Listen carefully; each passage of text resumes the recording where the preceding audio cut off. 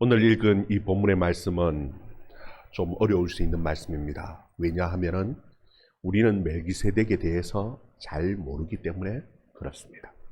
그리고 성경을 보면은 멜기세덱에 대해서 참 많은 설명들이 없어요. 그래서 사실 이 말씀을 대할 때에 이게 무슨 말씀인가 참 힘들고 어려울 수 있어요. 그러나 너무나 중요한 말씀입니다. 어렵다고 해서 그냥 넘길 수 있는 그런 말씀이 아니고 우리의 신앙에 있어서 너무나 중요한 말씀이기 때문에 사실 이 말씀을 꼭 봐야 합니다. 최대한으로 쉽게 설명을 하려고 합니다. 같이 함께 정말 히브리서 저자가 우리에게 하시는 말씀이 무엇인가 깊이 함께 고민하면서 말씀을 볼 수 있는 시간 되기를 바랍니다. 여러분, 이 히브리서는 히브리인에게 쓰여졌던 편지거리였습니다. 여러분, 이 히브리인들은 어릴 때부터 짐승을 잡아서 제사장이 짐승을 잡고 하나님 앞에 예배를 드렸던 그 제사 예배를 드렸던 그런 사람들이었어요. 그런데 그들이 예수를 믿고 난 이후에 예배의 형태가 완전히 바뀌어져 버렸습니다. 이제는 더 이상 짐승을 잡지도 않습니다. 이제는 더 이상 예배 드리는데 짐승을 잡는 제사장이 없습니다. 그들이 평생 어릴 때부터 해가왔던 그 제사의 예배가 전혀 바뀌어져 버렸어요. 전혀 다른 형태로 바뀌어져 버렸어요.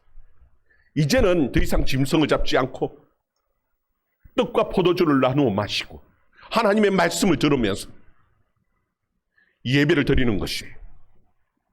이 예배를 드릴 때에 이 히브리인들의 그 마음 속에 이때까지 가져왔던 그 신앙의 기초가 완전히 다 흔들리는 것 같은, 이게 정말 바른 예배가 맞는지 큰 혼란을 겪게 되어지는 그런 상황입니다.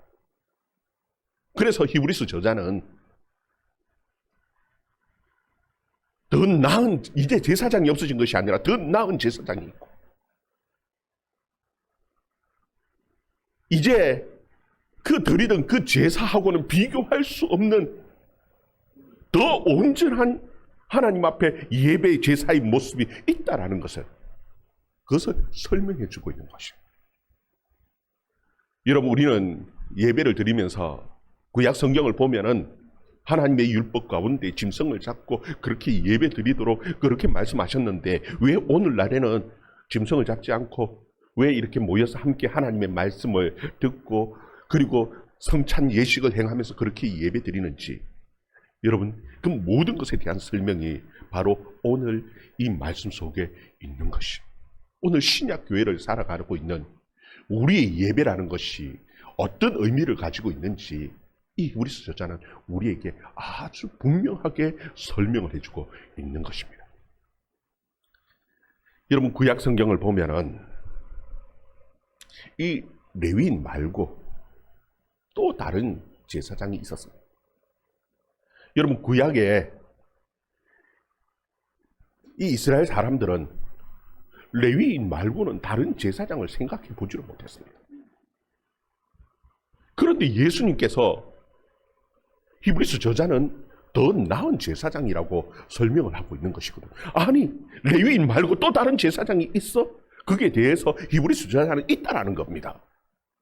레위인 말고도 또 더 나은 제사장이 있었다라는 것이, 그가 누구냐? 그에 대해서 창세기 14장 18절에 설명을 하고 있습니다. 우리 창세기 14장 18절 말씀, 우리 같이 함께 읽어봅니다. 시작.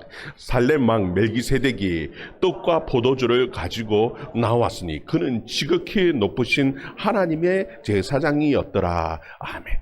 여러분, 이 멜기세덱에 대해서는 이 말씀 외에는 사실 크게 설명하는 데가 없습니다. 그는 오늘 말씀을 보면은 지극히 높으신 하나님의 제사장이다, 그렇게 설명을 하고 있는데, 그런데 이 거둘라 오멜과의 그 전쟁에서 승리하고 아브라함이 돌아오는 길에 그를 맞이하여서 하나님 앞에 예배드리고 그를 축복하였던 제사장 멜기세덱이 창세기 14장에 나오는데, 그런데 여러분, 제사장이라면은 우리의 생각 속에는 당연히 짐승을 잡아서 하나님 앞에 예배를 드려야 할 것 같은데, 그런데 이 멜기세덱은 짐승을 가지고 나온 것이 아닙니다. 무엇을 가지고 나왔다고요? 떡과 포도주를 가지고 나와서, 떡과 포도주를 가지고 나와서 아브라함과 함께 예배를 드리고 아브라함에게 축복했던 지극히 높으신 하나님의 제사장이 있더라는 겁니다. 짐승을 잡는 제사장이 아니라 오히려 떡과 포도주를 가지고 나와서 하나님 앞에 예배드렸던 그 하나님의 지극히 높으신 제사장이 바로 이 멜기세덱이라는 제사장이 있더라는 거예요. 여러분이 이 멜기세덱에 대해서 깊이 고민하고 묵상했던 사람이 있었습니다. 그가 누구냐 하면은 다윗이었습니다. 여러분, 다윗은 멜기세덱에 대해서 묵상하려고 하다가 보니까 나온 게 아니고 하나님의 아들에 대해서 깊이 고민을 했었어요. 하나님의 아들에 대해서 고민하다가 보니까 하나님의 아들은 우리에게 평강의 왕으로 오시는 왕이시기도 하지만 영원한 지극히 높으신 하나님의 지극히 높으신 제사장이더라는 겁니다.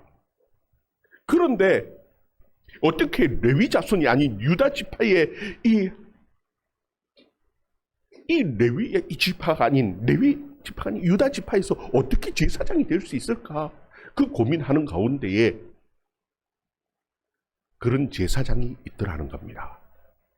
그가 누구냐면은 바로 이 멜기세덱 제사장이었어요.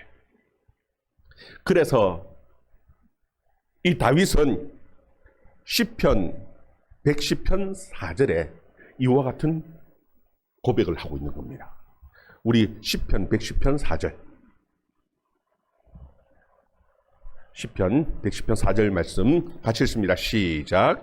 여호와는 맹세하고 변하지 아니하시리라. 이러시기를 너는 멜기세덱 서열을 따라 영원한 제사장이라 하셨도다. 아멘. 여기 보면은 하나님의 아들과 하나님 사이에 맹세가 있었다라는 겁니다. 그런데 이 맹세가 변하지 않고 영원히 지켜짐으로써 이 멜기세덱이 영원한 제사장이 되어졌다.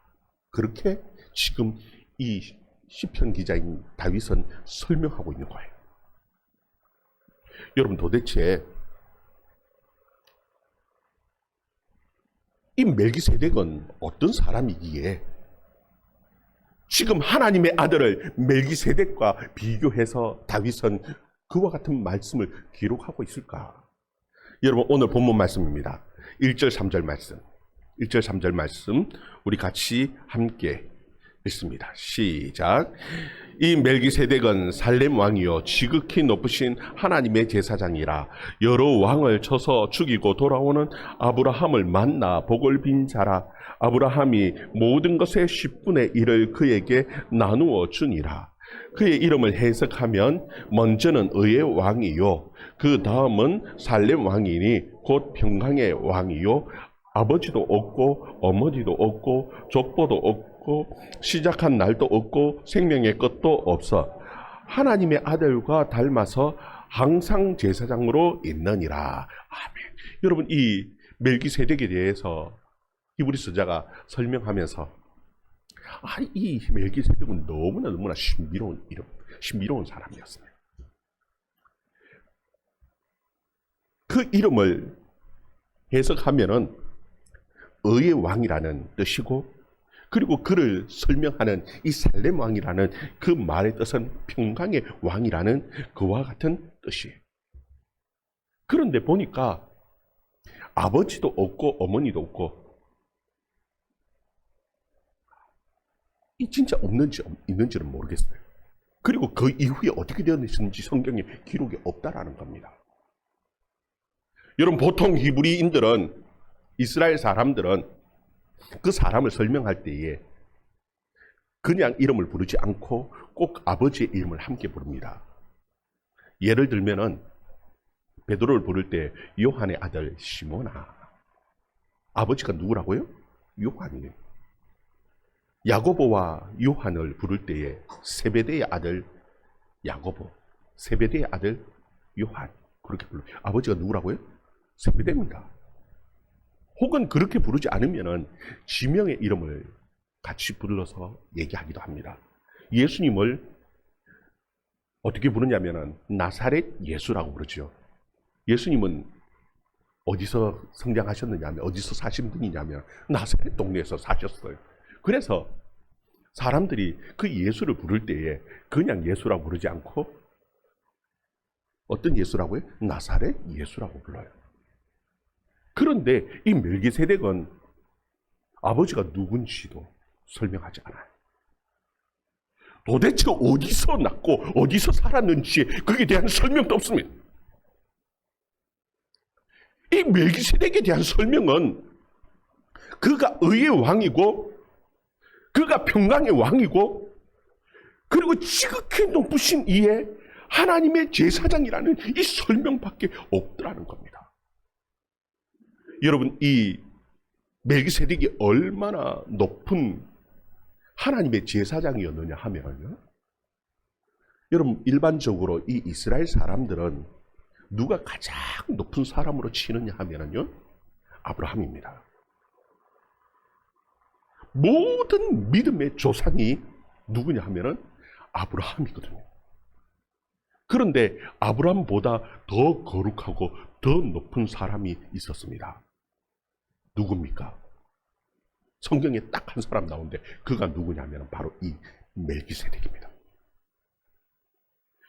멜기세덱은 지극히 높은 하나님의 제사장이었어요. 그래서 6절 7절에 그런 표현을 쓰는 겁니다. 6절 7절 말씀 같이 읽습니다. 시작. 레위 족보를 들지 아니한 멜기세덱은 아브라함에게서 10분의 1을 취하고 약속을 받은 그를 위하여 복을 빌었나니 논란의 여지가 없이 낮은 자가 높은 자에게 축복을 받느니라. 아멘.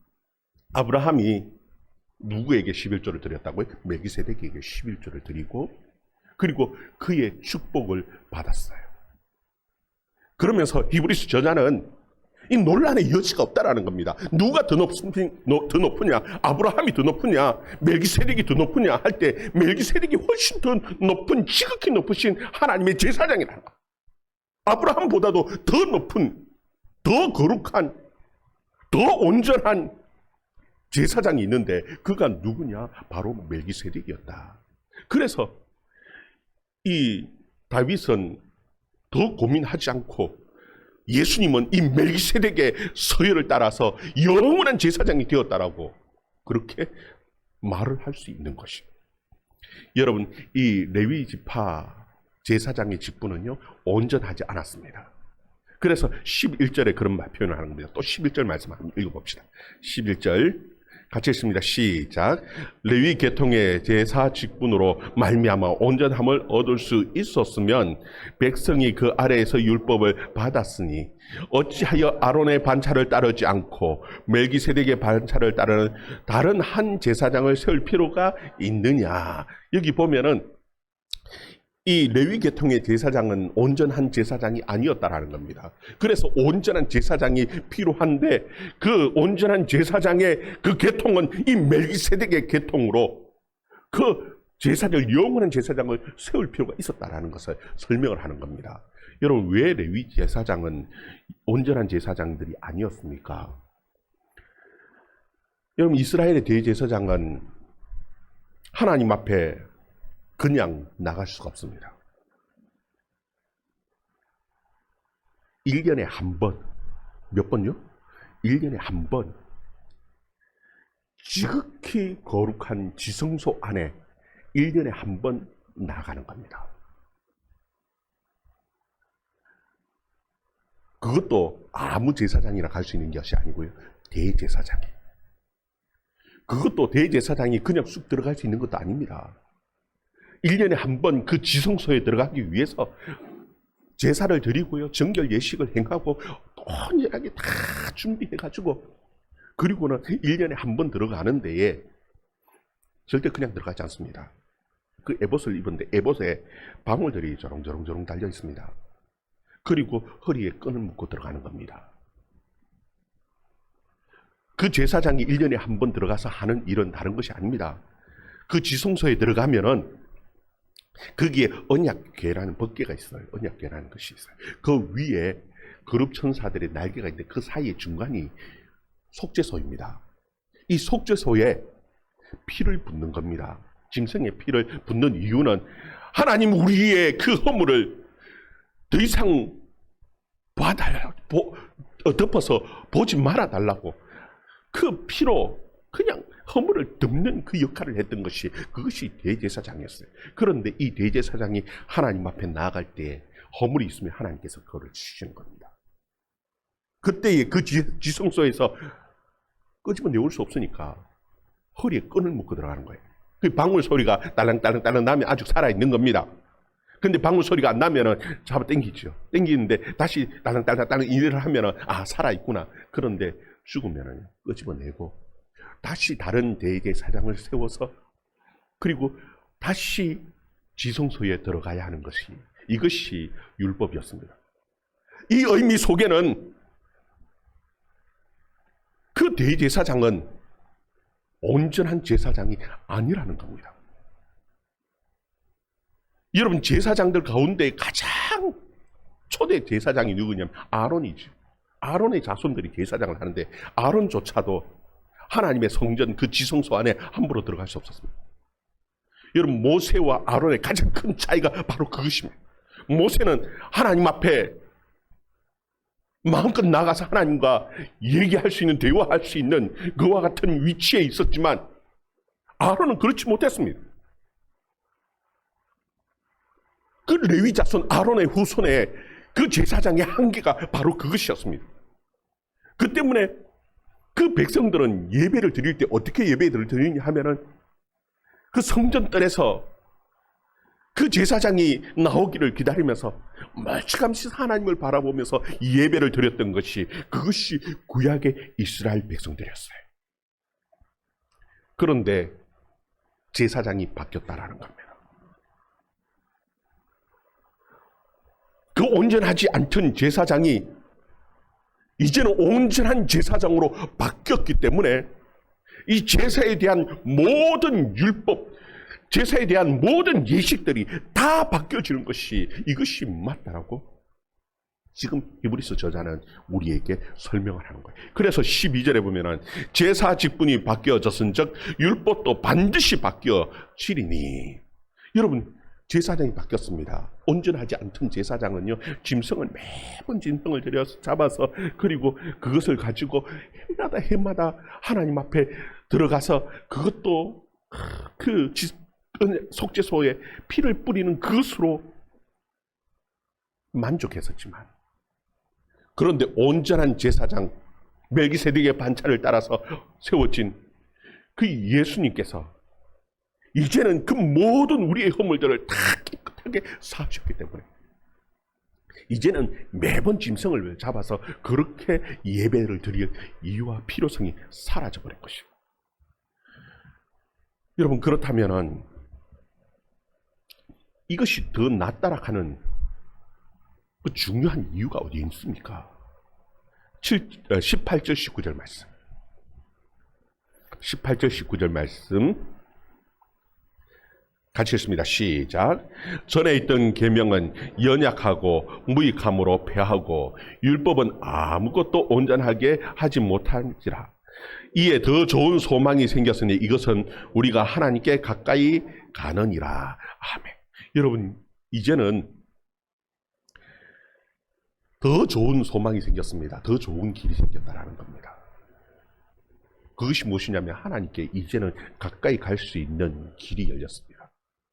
예수님께서 십자가에 죽으시면서 지성소로 1년에 한 번 들어가던 그 제사장 그렇게 들어갈 필요가 없어져 버렸습니다. 휘장이 그 지성소에 있던 휘장이 위에서부터 아래로 쫙 갈라져 버렸습니다. 새로운 길이 생겼습니다. 이제는 하나님께 마음껏 가까이 멀찌감치서 예배드리는 것이 아니라 지성소 안에 가까이 들어가서 하나님 앞에 예배드릴 수 있는 그 길이 생겼다는 거예요. 여러분, 이 하나님 앞에 가까이 간다는 것이 이게 얼마나 중요하냐면요, 여러분 빛에서 멀어지면은 무엇이냐면 그거는 어둠입니다. 어둠이 다른 것이 아니라 빛에서 멀리 있기 때문에 어둠인 겁니다. 여러분, 우리가 왜 죄를 짓고 우리의 인생에 문제들이 생겨나느냐? 빛 대신 하나님에게서 우리가 멀리 떨어져 있기 때문에 우리 가운데 죄, 우리 가운데 온갖 고난, 어려움, 문제, 인생의 모든 문제들이 여기서부터 생겨나는 것이.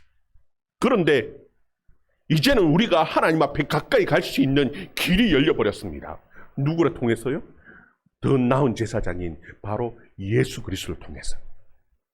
그 제사장이 우리를 하나님 앞으로 인도해 가시기 때문에 이제는 우리는 과거처럼 짐승을 잡아서 예배 드릴 필요가 없습니다. 우리가 드리는 이 예배는 하나님과 가장 가까운 그 하나님의 그 지성소 안에서 드려지는 예배이기 때문에 우리는 더 좋은 구약의 이 이스라엘 백성들이 드렸던 그 예배하고는 비교할 수 없는 예배를 우리는 지금 하나님의 은혜를 누리면서 드리고 있는 것이에요. 여러분, 이 예수님께서 제사장이 되신 것에는요, 그냥 되어진 것이 아닙니다. 중요한 그 이유가 있었습니다. 그리고 반드시 제사장이 되어졌던 그 필요성이 있었습니다. 그게 무엇이냐면 맹세라는 겁니다. 우리 20절, 21절 말씀 같이 한번 읽어봅니다. 20절, 21절 말씀 같이 읽습니다. 시작. 또 예수께서 제사장이 되신 것은 맹세 없이 된 것이 아니니 그들은 맹세 없이 제사장이 되었으되 오직 예수는 자기에게 말씀하신 이로 말미암아 맹세로 되신 것이라. 주께서 맹세하시고 뉘우치지 아니하시리니 내가 영원한 제사장이라 하셨도다. 아멘. 여기 보면 맹세라는 것이 나오죠. 지금 이 히브리서 저자가 주께서 맹세하시고 뉘우치지 아니하시리니 내가 영원한 제사장이라 하셨도다. 이 말씀은요, 바로 시편 110편 4절에서 말씀하셨던 여호와는 맹세하시고 변하지 아니하시리라. 이르시기를 너는 멜기세덱의 서열을 따라서 영원한 제사장이 되셨도다 한 그 다윗의 그 말씀을 그대로 인용한 겁니다. 지금 예수님께서는 무엇으로 제사장이 되었다고요? 맹세로 되셨다라는 겁니다. 여러분, 이 맹세라 하니까 우리의 개념에서 자꾸 맹세를 생각하니까 이 말씀이 잘 이해가 되지 않죠. 우리는 맹세하면은 큰 소리 막 치죠. 내가 맹세한다니까 해라 나눠놓고는 다 사실 뻥끗내지 않습니까? 공갈치는 맹세가 너무나 많지요. 내가 내 이름을 걸고 맹세한다 해라 나눠놓고는 이름 걸 게 뭐 있습니까? 다 그야말로 뻥카인 경우들이 너무너무 많아서 맹세하는 것에 대해서 신뢰하지 않죠. 심지어 성경에 보면 언약이라는 말을 너무너무 많이 나오는데 언약이라는 것은 말로 하는 약속이니까 말로 하는 것을 어떻게 믿어? 요즘은 말로 하는 약속은 못 믿죠. 그래서 자꾸 무엇을 요구하냐면은 서면으로 작성해.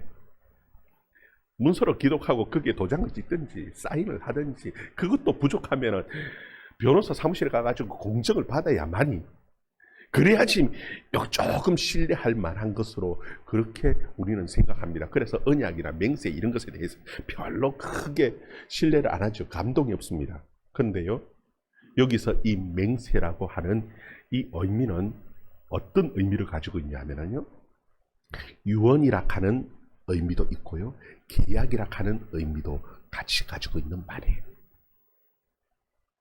여기서 맹세라는 것은 어떤 의미냐면 목숨을 걸고 하는 약속입니다. 목숨을 담보로 하는 약속이라는 겁니다. 죽음으로 이루어지는 약속이에요. 이것이 바로 맹세였습니다. 하나님과 예수님 사이에 약속이 있었다라는 겁니다. 그 언약이 어떤 언약입니까? 목숨을 담보로 하는 언약이었습니다. 우리를 구원하시는데 우리의 중보자가 되시고 우리의 모든 죄를 다 사하시고 우리를 용서하시는 그 제사장이 되는 그것은 그냥 되어진 것이 아니라 하나님과 예수님 사이에 예수님의 그 목숨을 담보로 한 그 언약이 있었기 때문에, 약속이 있었기 때문에 예수님께서 우리의 제사장이 되셨다라고 지금 성경은 설명하는 거예요. 그리고 오늘 말씀에 보면은 이 맹세를 하고 난 이후에 예수님께서 파기하신 것이 아니라는 겁니다. 변하지 않았습니다. 뉘우치지 않았습니다. 끝까지 예수님께서는 이 맹세를 신실하게 이루셨습니다. 어디서요? 십자가에서. 사실 이 맹세를 이루는 것이 결단코 쉬운 일이 아니었습니다. 우리는 너무나 잘 알지요. 어떻게 압니까? 예수님의 그 겟세마네 동산에서의 기도를 보면은요, 이 예수님께서 하신 이 맹세를 이루는 것이 얼마나 힘든 일이었던지 우리는 너무나 잘 압니다. 예수님께서는 겟세마네 동산에서 이 하나님과 하신 그 언약의 그 맹세를 이루기 위해서 땀방울이 핏방울이 되도록 그렇게 힘써 기도하시면서 내 뜻이 아니라 아버지의 뜻, 아버지의 그 공의를, 아버지의 그 사랑을 이루기 위해서, 아버지의 그 뜻을 이루기 위해서 그 쓴 잔을 내게 주어진 그 잔을 마시겠다.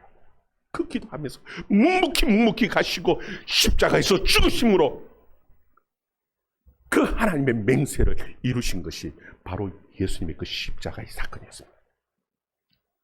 그래서 예수님께서 이 맹세를 이루심으로써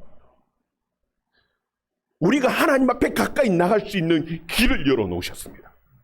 그게 무엇이냐면 바로 이 지성소의 휘장이 위에서부터 아래로 쫙 갈라진 사건이었습니다. 여러분, 구약의 그 레위 제사장은 어느 누구도 맹세한 일이 없습니다. 이들을 구원하기 위해서 하나님 내가 이렇게 맹세합니다. 그리고 자신의 목숨을 걸고 그 제사장이 직무를 감당한 그 제사장 없습니다. 유일하게 이 맹세로 이 제사장이 직분을 감당한 그 분은 예수 그리스도밖에 없습니다. 그래서 이 예수 그리스도는 영원한 제사장, 그 멜기세덱의 반차를 따라서 세우친 영원한 제사장이라고 설명하고 있는 거예요. 그래서 우리에게 드려지는 예배는요, 이제는 짐승을 잡을 필요가 없습니다. 왜?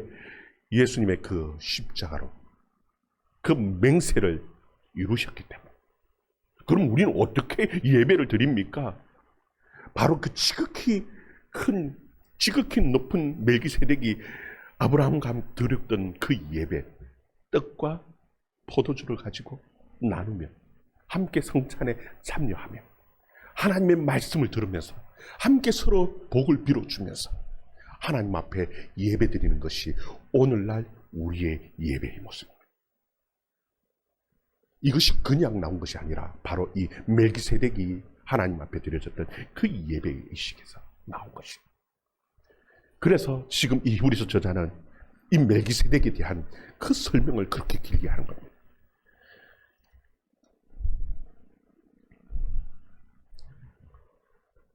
하나님께서는 우리에게 놀라운 축복을 주셨습니다. 그러면은 그 우리의 영원한 제사장 예수 그리스도는 도대체 어디에 있습니까? 하나님의 보좌 우편에 있습니다. 그 때문에 우리에게 가장 큰 능력이 되어지는 것이 25절 말씀 결론입니다. 25절 말씀 같이 읽습니다. 시작. 그러므로 자기를 힘입어 하나님께 나아가는 자들을 온전히 구원하실 수 있으니 이는 그가 항상 살아계셔서 그들을 위하여 간구하심이라. 아멘. 우리의 제사장 예수 그리스도는 지금도 여전히 살아계십니다. 어디에 살아계십니까? 하나님의 보좌 우편에 살아계신 것이. 우리가 예수 그리스도의 이름으로 기도하고 예수 그리스도의 힘입어서 하나님 앞에 예배 드릴 때에 우리를 온전히 구원하실 수 있는 온전한 제사장, 그 예수 그리스도가 있기 때문에 우리는 오늘 이 예배를 드리는 겁니다. 이 예배는 그냥 예배가 아니라 하나님의 가장 가까운 구약 성도들이 그렇게 사모하면서 쳐다봤던 그 지성소 안에서 우리는 마음껏 하나님 앞에 예배드리는 우리의 예배인 것을 여러분 믿고 하나님 앞에 예배드릴 수 있는 저와 여러분 되기를 주의 이름으로 축원합니다. 우리 같이 기도합니다.